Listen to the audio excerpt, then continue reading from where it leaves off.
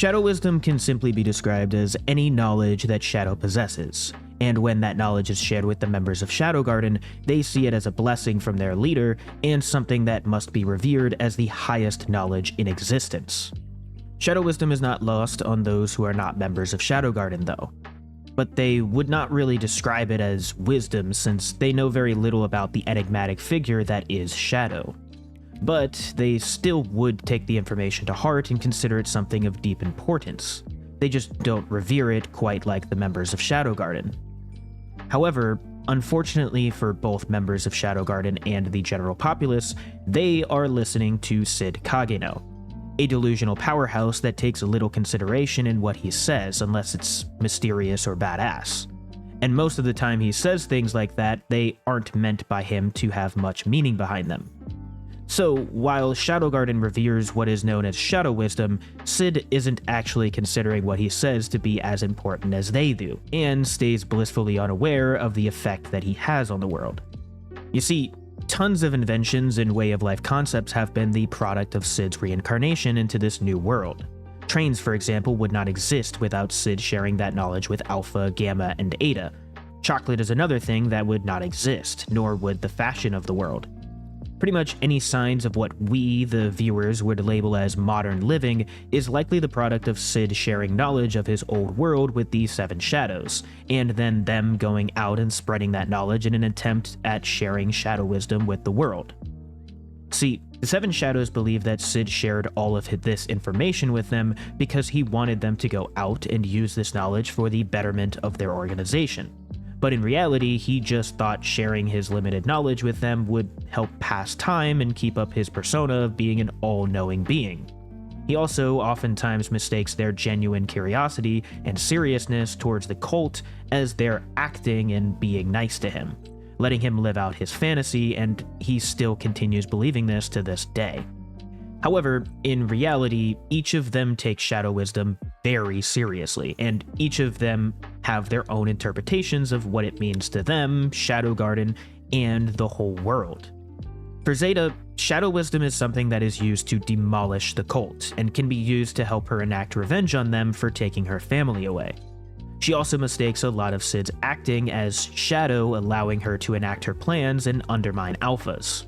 She also mistakenly believes that Shadow's goal of obtaining immortality is so that he can become some sort of emperor dictator king that rules over the world with his awesome might, when in actuality he just wants to have endless fun role-playing in his new life. For Ada, Shadow Wisdom is everything. She feels it is literally what she lives for and will stop at nothing to further its goals and her understanding of it. She has even attempted to dissect Akane Nishimura while she was still alive, and has asked Sid on multiple occasions if she could dissect him so that she could learn more about how his body and brain work. This is the main reason why Sid tries to avoid Ada as much as he can, since he thinks that she's kind of creepy. And he's accurate. For Epsilon, Shadow Wisdom came in the form of him teaching her music and helping her become the world-renowned pianist that she is. He's the one who taught her the Moonlight Sonata, as well as tons of other pieces from his old world, and she would then go out and spread those pieces, believing them to be shadows, and thinking that by him teaching them to her, that this was his way of giving his blessing for her to share them with the world, as her pieces. Which, oddly enough, kind of created almost 2 layers of accidental plagiarism. For Delta, Shadow Wisdom comes in the form of Sid spending time playing with her or hunting with her and teaching her about Santa-san, the man who lets all children's dreams die. But she also sees wisdom in the ways that he taught her to hunt and the methods that she uses to this day. For Gamma, Shadow Wisdom is the whole reason she has found a meaningful place in Shadow Garden. Since she lacks the physical ability to keep up with the rest of the Seven Shadows, she turned to Sid and found hope in his knowledge of his old world. Not only does he teach her about pretty much every product that Mitsugoshi would later sell, but he's also the main reason that Delta stopped bullying her for being weak, as he mentioned that those with high intelligence were much more respected in his old world, something that helped give Gamma confidence in her abilities as a strategist and business owner. For Beta, Shadow Wisdom was similar to that of Epsilon's, though instead of music, it came in stories. Beta was a very shy and scared kid when they first found her. She would constantly hide behind Alpha whenever Sid was around, as his power terrified her. However, after Sid started to tell her stories, she opened up and started to admire him. She would constantly ask to hear more of his stories, and she would write down tons of things that he would later say and do so as to keep a record of his great stories and achievements. For Alpha, Shadow Wisdom is the most important thing to her, since Shadow himself is the most important thing to her.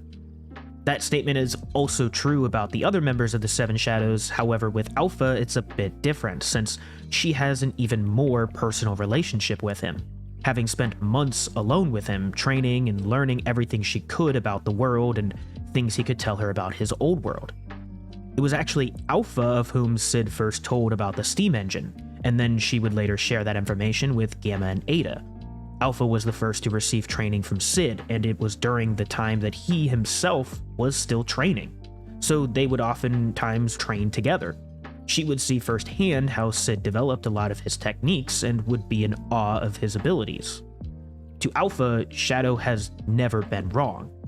He was correct about the steam engine, how to best use magic, how to fight with a sword, with fists, with any weapon, how to cure possession, how to deal with the cult, even chocolate and fashion.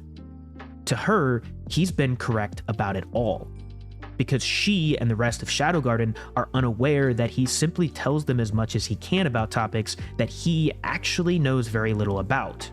He's not testing them or wanting them to figure it out themselves, he just doesn't know anymore. He doesn't even know about the cult's existence. He still thinks it's something he made up and that they're just acting to make him feel good. They don't know that it's all been pure luck that he's managed to discover their plans and thwart them. To them, he's a pure genius that has no flaws. To them, he's a godsend, somebody that gave them not only a second chance at life, but the tools and abilities to make the most of that second life. To them, he's not simply some delusional edgelord that wants to be seen as a badass, but rather somebody who has given them hope towards a new future. Somebody they want to not only repay for his kindness, but to stand proudly next to as they declare their victory over the darkness that controls this world. To us, Shadow is a persona donned by a goofy, delusional psychopath that is hilarious to watch be completely oblivious to obvious signs around him. But to the members of Shadow Garden, he is their all-knowing, all-powerful leader that has given more to them than they could ever give back. Somebody who is wise beyond any they know. Somebody without flaws. Somebody who does anything and everything to achieve his goals. Somebody who lurks in the darkness and hunts down shadows. Shadow Wisdom to them is the very essence of Shadow and his goals, and they too will stop at nothing to achieve them. Anyway, that's all I have to talk about in regard to Shadow Wisdom. I kept everything pretty brief this time, so there surely is tons of things that I didn't mention or explain in detail, so as always, feel free to add anything and let me know what your thoughts are in the comments below. Thank you all for watching, and I hope to see you all in the next one. Peace.